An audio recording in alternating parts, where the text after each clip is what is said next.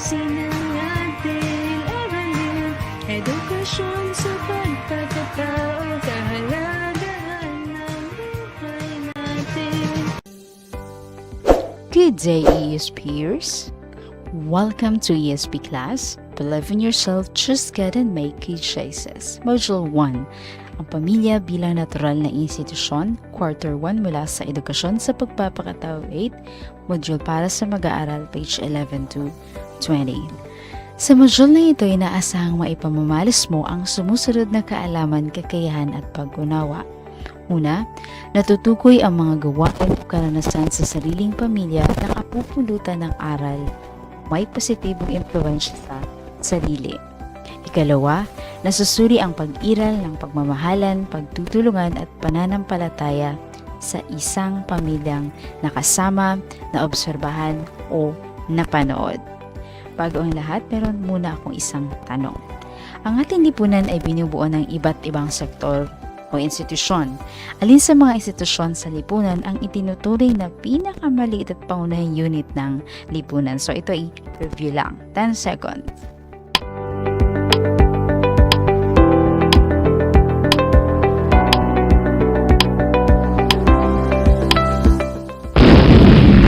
Okay, ang tamang sagot ay pamilya. So if you get the correct answer, lagay sa inyong sagutang papel ang 5 points. Ano ang unang pumapasok sa isip mo kung marinig mo ang salitang pamilya? Ikaw maaari ay masaya. Ikaw din naman maaari ay malungkot. So ano man ang iyong nararamdaman, marahil ito sa kadahilan ng mayroon tayong mga kanya-kanyang karanasan sa ating pamilya. Ano man ang mga iyon, so huwag nating kakalimutan na lahat ng mga pagsubok kong hamon sa buhay ay ating malalampasan, mabigyan ng solusyon kung sama-sama ang bawat isa. Ano nga ba ang pamilya? Ayon kay Pierangelo Alejo 2004, ang pamilya ang pangunahing institusyon sa lipunan na nabuo sa pamamagitan ng pagpapakasal ng isang lalaki at babae. Dahil sa kanilang walang pag-iimbot, puro at romantikong pagmamahal. Nakapwa nangakong magsasama hanggang sa wakas ng kanilang buhay. Pagtutulungan sa pag-aaruga ng kanilang mga anak at sa pagtataguyod ng edukasyon ng kanilang mga magiging anak. Ayon pa sa kanya, ang pamilya ay isang konkretong pagpapahayag ng positibong aspekto ng pagmamahal sa kapwa sa pamamagitan ng kawanggawa, kabutihan loob at paggalang o pagsunod. Maaaring patuloy na nagkakaroon ng ebolusyon sa kahulugan ng pamilya. Ngunit isa ang mananatili. Ang pamilya ay likas na institusyon. Bakit nga ba isang institusyon ng pamilya? Tunghayan natin ang number 1. Ang pamilya ay pamayanan ng mga tao or community of persons na kung saan ang maayos na paraan ng pag-iral at pamumuhay ay nakabatay sa ugnayan.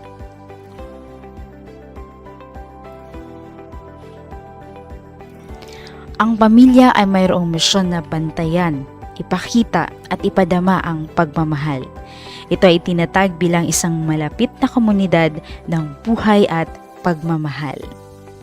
Kung walang pagmamahal, ang pamilya ay hindi matatawag na pamayanan ng mga tao or community of persons. Tatandaan po natin, hindi rin ito ganap na iiral, hindi rin lalago, at hindi makakamit ng mga miyembro ang kaganapan. Ang pamilya ay isang mabuting pangangailangan ng lipunan o yung tinatawag natin na necessary good for society. Kaya't kapag hindi ito iginagalang, mapanira ang epekto nito sa lipunan sa kabuuan. Kung ang kabutihan ng pamilya ay napagyayaman na itataguyod at napapangalagaan ng lipunan, ang bawat kasapi nito ay nabibigyan ng pagkakataon na makamit ang kanyang kaganapan sa isang maayos na kapaligiran na angkop para sa paghubog ng mga panlipunang birtud at pagpapahalaga. Ito ay ayon kay De Torre, 1977. Ikalawa, Nabuo ang pamilya sa pagmamahalan ng isang lalaki at babaeng nagpasyang magpakasal at magsama ng habang buhay. Nilikha ng Diyos ang tao, bunga ng kanyang pagmamahal, at kasabay nito siya rin ay tinatawag upang magmahal, kaya't likas ang pagmamahalan sa tao. Dito ay pinakikita ang pagsasama ng buhay at pagmamahal, ang pagbibitiw ng mga pangako na nagpapatibay sa pagbibigay halaga sa tao bilang tao, na hindi isinasaalang-alang ang anumang mayroon ng isa. Ang pagmamahal na namamagitan sa mag-asawa na tinatawag nating conjugal love ay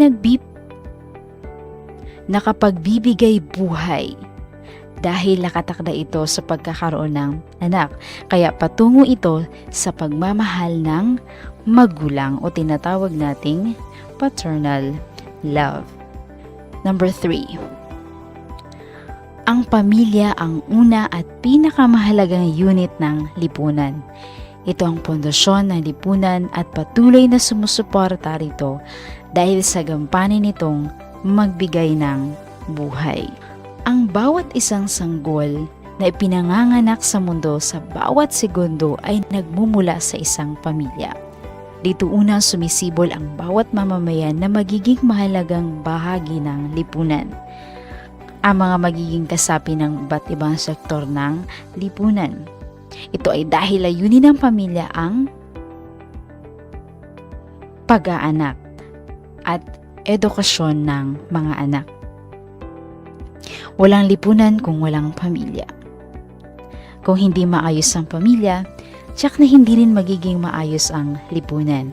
Kaya nararapat lamang na magkaisa ang mga pamilya sa kanilang layunin na itaguyod ang kapakanan ng lipunan sa pamamagitan ng kolektibong pagkilos tungo sa pagkamit ng mga nagkakaisang layunin.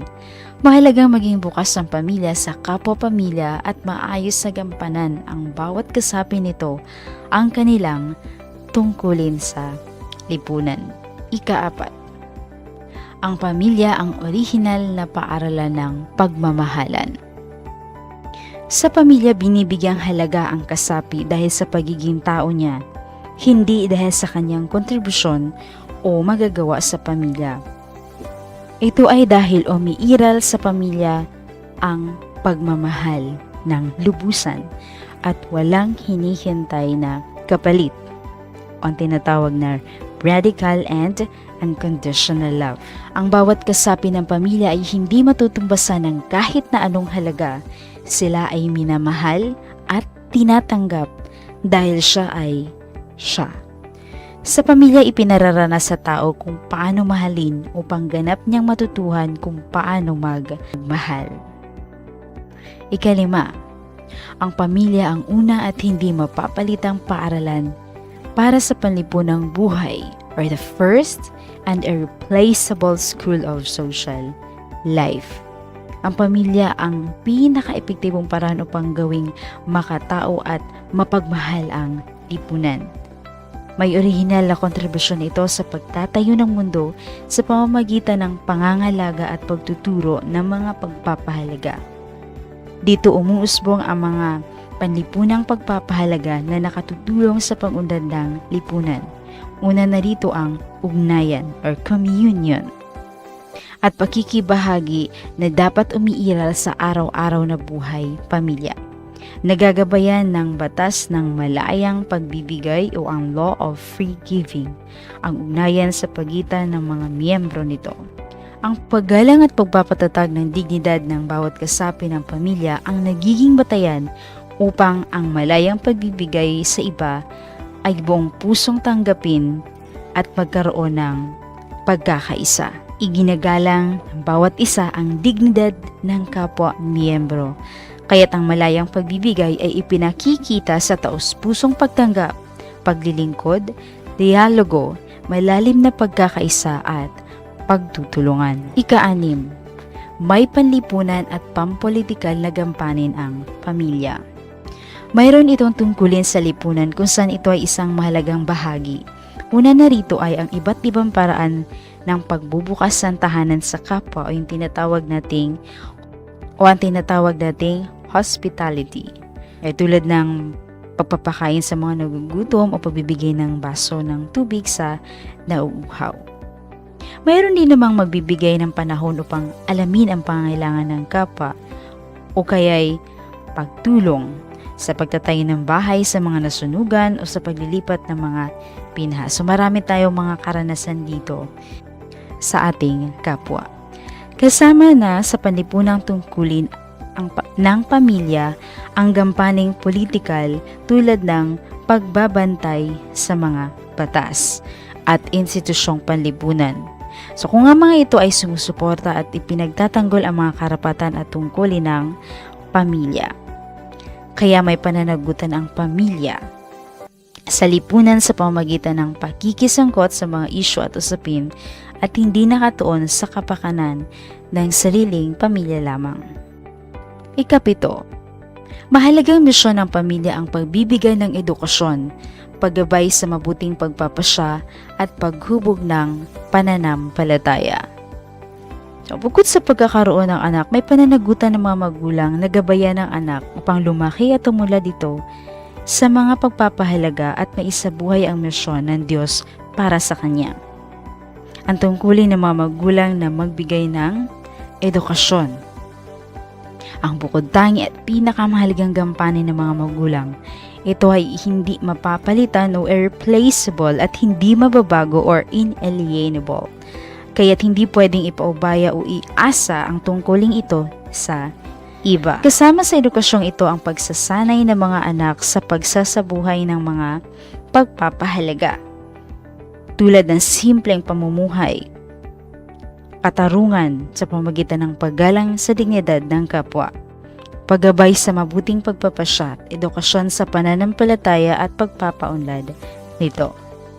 Ang mga magulang ang modelo na dapat mamuno at manguna sa panalangin kasama ang anak.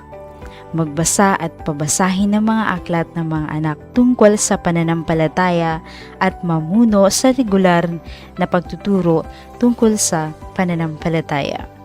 Sa pamilya umuusbong ang pagkatao ng bawat kasapi ng pamilya.